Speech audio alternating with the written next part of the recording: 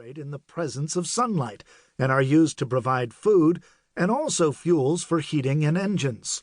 The wind and solar resources each have the potential to provide all the energy that the world needs, solar many times over. Early sources of energy. Nearly all of the sources of energy up to the 18th century were from renewables. Plants and animals provided food and materials such as wood, dung, oil, and fat for cooking, heating, lighting, and shelter, and these are referred to now as traditional biomass. By the Bronze Age, charcoal, which is produced by burning wood in a reduced supply of air, and which burns at a higher temperature, enabled metals to be extracted from ores. Animals made many tasks easier, with horses and oxen providing power and transport for many centuries. The main use of solar energy, besides its importance for growing food, was for heating and lighting in dwellings. The ancient Greeks and Chinese built houses with the main rooms facing the south to catch the sun, and the Romans also added glass windows which helped retain the heat. In hot, dry climates, houses tended to be built with very thick walls to keep out the heat during the day and to provide warmth at night. The heat from the sun was also used for drying materials, such as clay for bricks, and for preserving foods. Some coal, peat, and crude oil were used to provide heat and light, though their contribution was small and tended to be confined to regions where this fuel was easily obtained. In a few places, geothermal energy was available in the form of hot springs. This source of energy is renewable as it comes from heat given out from the interior of the earth. The Romans utilized these springs in some of their bathhouses, as can be seen in Pompeii. Wind power. Records exist of sailing boats on the Nile 5,000 years ago. Early sailing ships had a single mast with a square sail, and were propelled along by their sail when there was a following wind. But these ships could also travel obliquely into the wind by angling their sail to just catch the wind.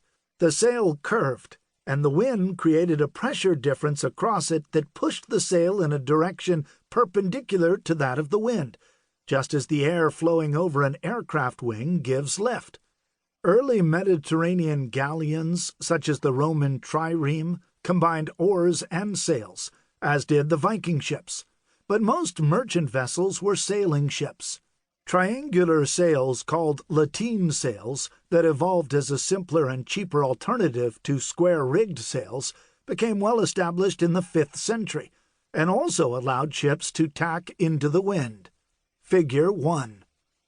Sailing ships opened up sea trade all over the world and evolved into multi-mast vessels with both square and lateen sails, which could travel great distances at some speed. The T-clippers in the mid-19th century could travel at over 15 knots, 28 kilometers per hour, and average about half that speed, similar to the speeds of modern racing yachts. Where possible, moving goods by sea was generally much cheaper and easier than by land, as roads were often very rudimentary. The first recorded use of wind power on land was in the 10th century in Persia, where vertical axis windmills were used to pump water and grind grain. Similar windmills were used in China and may have developed there first. These machines were less efficient than the horizontal axis windmills that first appeared in Europe, in England, France, and Holland around the 12th century. Such windmills spread rapidly eastward in Europe in the 13th century, often initially in places without access to water mills.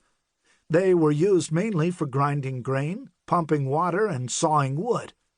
The first mills were mounted on posts and could be manually turned to face the oncoming wind. In later and larger mills, which were introduced around the 14th century, only the top with the sails and wind shaft swiveled.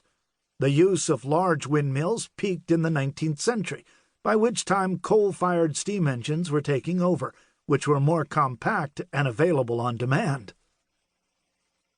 Hydropower. Water wheels were developed in Egypt, China, and Greece over 2,000 years ago, in the 2 centuries before the first millennium. They were first used for irrigation and supplying drinking water.